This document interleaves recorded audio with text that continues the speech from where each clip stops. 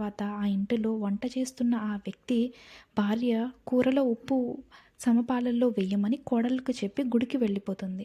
కొంతసేపటికి చిన్న కోడలు ఉప్పు కారం కూరలో వేసి ఏదో పనిలో నిమగ్నమైపోతుంది.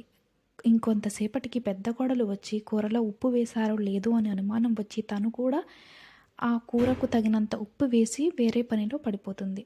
ఇంతలో అత్తగారు వచ్చి కోడళ్ళు ఇద్దరూ తమ పనిలో పడి ఉప్పు వేశారో లేదో అని తను కొంత వేస్తుంది. మధ్యాహ్నం ఆ వ్యక్తి భోజనం చేసే సమయంలో కూరలో ఉప్పు ఎక్కువైందని గ్రహించి దరిద్ర దేవత ఇంటిలోకి ప్రవేశించిందని అనుకుంటాడు.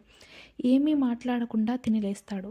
కొంతసేపటికి ఆ వ్యక్తి పెద్ద కొడుకు కూడా భోజన సమయంలో ఉప్పు ఎక్కువైందని గ్రహించి నాన్నగారు తిన్నారా అని భార్యను అడుగుతాడు. తిన్నారు అని చెబుతుంది. దానితో నాన్న ఏమీ అనకుండా తిన్నారు, నేనెందుకు అనాలి అని ఏమీ మాట్లాడకుండా తను తిని లేస్తాడు. ఇలా ఆ ఇంటి వాళ్ళ